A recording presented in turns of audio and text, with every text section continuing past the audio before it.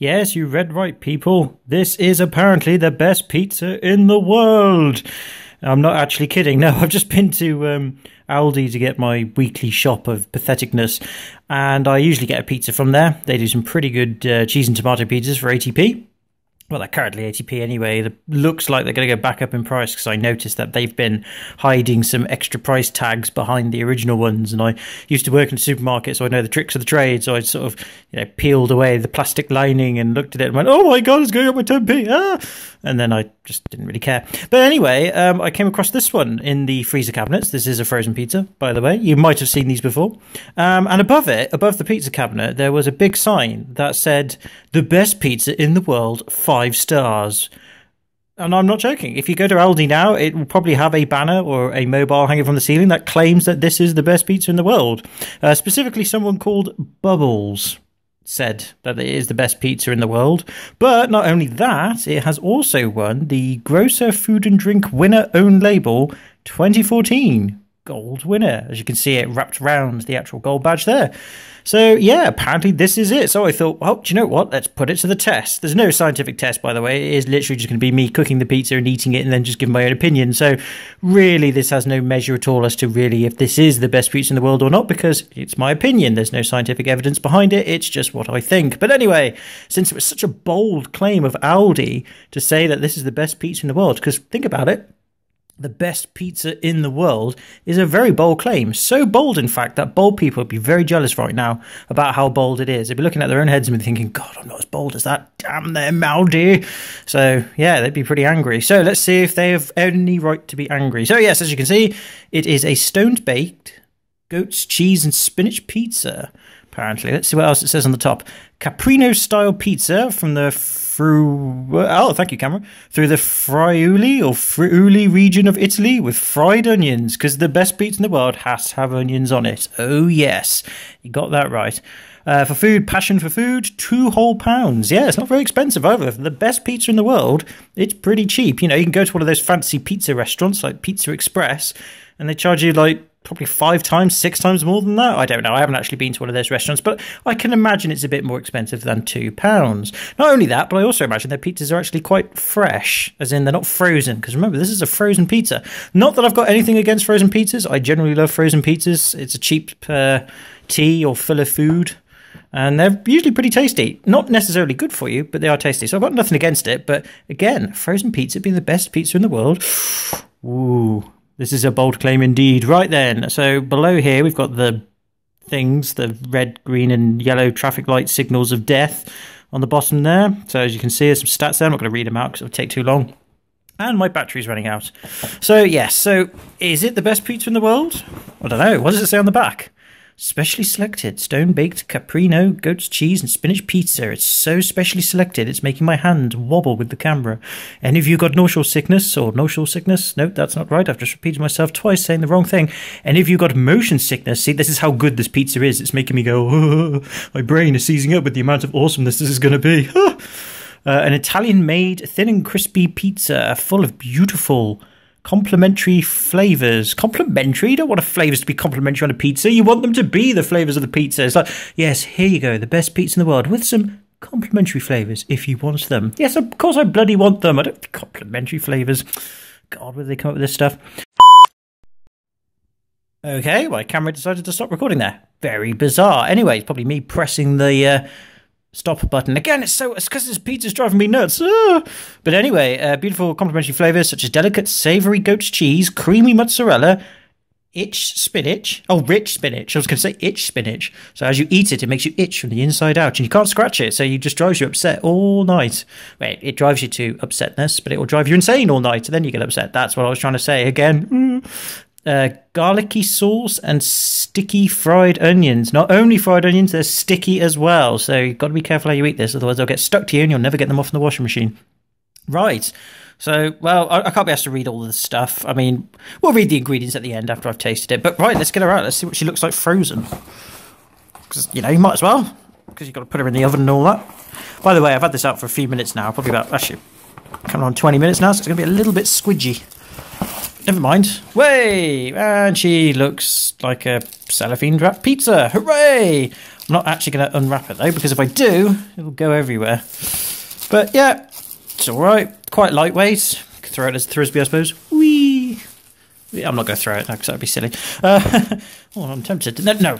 Rein yourself in. It's the best pizza in the world. You don't treat it like a frisbee. So yeah, it's got quite a generous amount of toppings on it, as you can see through, or maybe not see actually. But yes, take my word for it. It has.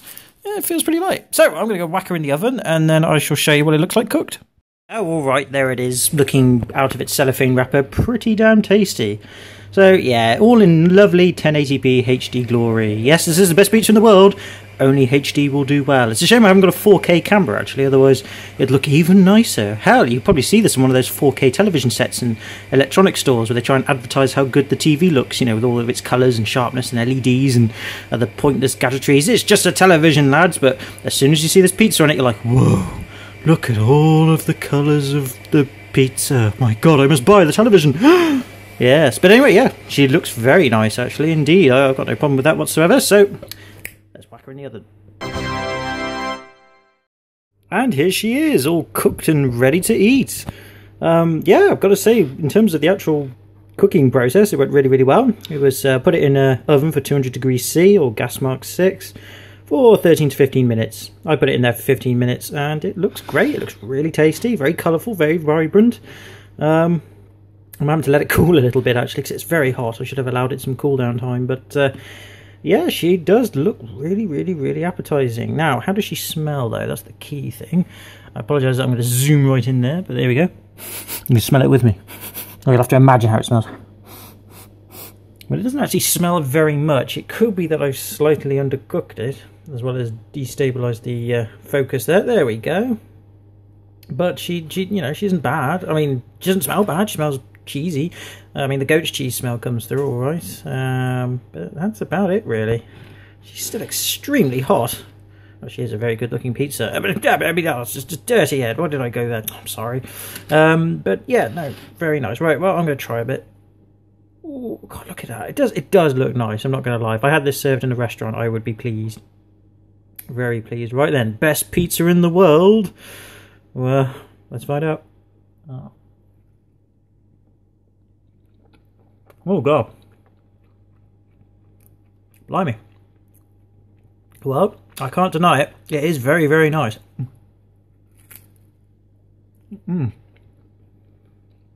Goat's cheese is really, really nice. You can just about taste the tomato sauce on the bottom. The onion complements it really well. The spinach is exceptionally nice. It's absorbed all the flavours of the goat's cheese and the other cheeses, I guess. But overall, that's a really nice, very soft, but very tangy, but not too tangy that it's annoying. No, that's really nice. Now, all the flavours are complementary, as it says. They don't overpower the other. They really blend together really nicely. The cheese, the onion, the sauce, the spinach. I think there's a hint of garlic in it as well. It's very nice. And the crust is very, very doughy, actually. But in that sort of stringy, stoned-baked way. It's very nice. No, I'm not going to lie. For a frozen pizza, that's really nice. Like, again, if I was served that in a restaurant, I'd be pleased. I'd be thrilled. I mean, it's a bit wrong of me eating it like this, I suppose, because it's probably making you guys a bit hungry. And trust me, I don't live off stuff like this. I really live off virtually nothing at all.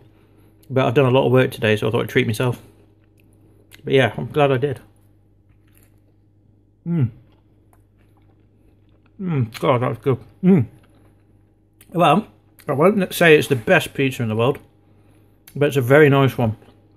And certainly one of the nicest ones I've had in a while. But like I said, the Aldi cheaper pizzas, the 80p pizzas they do, the thin and crispy ones and the deep pan ones, they're still very, very nice. Don't snub those, you know, they're still really nice. But this really is the next level of food connoisseur deliciousness on a budget. Oh yeah. Well, Bubbles from Aldi, whoever the hell you are, I heartily agree that this is a 5-star pizza. But I won't say it's the best one in the world, though, because that would be going too far. Who knows what the best pizza in the world is? Oh, there isn't one really, is there? it all comes down to personal taste. How you cook it, how you like it, what toppings you like, how you like it. Yeah, I like it all right, I suppose. My favourite pizza in the world. You know, it has to have a little bit of disappointment at the end. Maybe a little nasty bit somewhere in the middle just to nitpick at. But other than that, perfect. But no, this is really, really nice. I'm not going to lie. So yes, if you're on a budget, but you've done a lot of work or something nice has happened and you want to treat yourself to a pizza, but you don't want to spend too much money, this is a good one. And by all means, you can add stuff to it. I mean, this is quite a vegetarian-friendly pizza, I believe. Actually, I'm not sure about that. I'm not sure if the goat's cheese is vegetarian. We'll check the box in a minute, but you could add the toppings to it if you wanted to. And like I said, some people don't like goat's cheese, or they're a bit funny about it. They go, oh, cheese from a goat. Oh, it's disgusting. But actually, it's really nice. It's got a nice tangy flavour to it. I love goat's cheese. And I used to be fussy about goat's cheese as well. I used to be like, you know, before I tried it, I was like, oh god, I hate it, it's disgusting. Oh, cheese from a goat, how could you? They're little hairy small things that go meh, and they're like sheep, but they haven't got wool, and they'd be quite vicious and ugly and smelly, and how could you have cheese from it? But no, trust me, goat's cheese is really nice. Really, really nice. Right then, well, I'm going to finish this off. I don't really want to keep rubbing this in your face. I do apologise if I have offended you in any way. I'm very sorry. It's just when you see a bold claim saying the best pizza in the world in a supermarket, and it's a £2 frozen pizza that's possibly suitable for vegetarians, oh, you've got to find out, haven't you? You've got to find out. Is it? Is it not? Well, like I said, it's all opinionated anyway. There is no such thing as the best pizza in the world, but this is very, very nice. Right then, let's go check the ingredients on the box. Let's see what actually makes it. I mean, we know the basic ingredients, but what is the formula? So, what are the ingredients for the best pizza ever? Well, we've got... oh, God. There we go. Pizza base, wheat flour, water, sunflower oil, salt, dextrose, malted wheat flour and yeast. Tomato sauce, 13%, which is made of tomato puree, water, olive oil and dextrose. Mozzarella cheese, 12%, which is made of milk, which is good. Goat's cheese, 7%, also made of milk. But which milk, though? Are you trying to tell me, Aldi, that you make your goat's cheese out of cow's milk and not goat's milk? Unless milk is the same from any creature, I guess. I don't know, you'll have to let me know. Spinach, 7%, made of nothing at all. Onion, 4.5%, garlic sauce, 4.5%, which is made of margarine, palm oil, sunflower oil, water, emulsifier, mono, and diglycerides of fatty acids and salt, sunflower oil, garlic puree, fried onion, 3.5%. Oh, right, so there's just normal onion and then fried onion. Fair enough. Onion and sunflower oil, and that's about it. And then, of course, all the other things. So, it may also contain egg, crustaceans, mollusks. Crustaceans and mollusks? Why would it contain that? Oh, I don't know. Either way, I don't think this is vegetarian after all, thinking about it. I don't know. Sorry, you can't really see very well because I'm just sort of looking at the box non-coherently. No, this pizza's not sadly for vegetarians, which is a bit of a shame, really. I don't know if it's due to the cheese or stuff they've used in the pizza, but that is a shame. But never mind. Well, no, it is a shame, actually, yeah, because the best pizza in the world surely should be edible by anyone, really, shouldn't it? You know, you'd have thought everybody should be able to get access to the best pizza in the world. Vegetarians and vegans can't. That's rather sad, really. Oh well, never mind. At least Aldi gave it a shot, and it is a tasty pizza, and if you're not a vegetarian or vegan, you'll love it. If you are, I'm sure you can probably make a really good one, if not a better one than this, actually, with vegetarian goat's cheese or some form of vegetarian cheese, really, to be honest with you. Whether it will cost you £2 or not, I don't know. You'll have to let me know, all of you vegetarian vegans out there. What do you think? Is this the best pizza in the world? Let us know in the comment sections. Right then, well, I better go and do some actual stuff. See you later.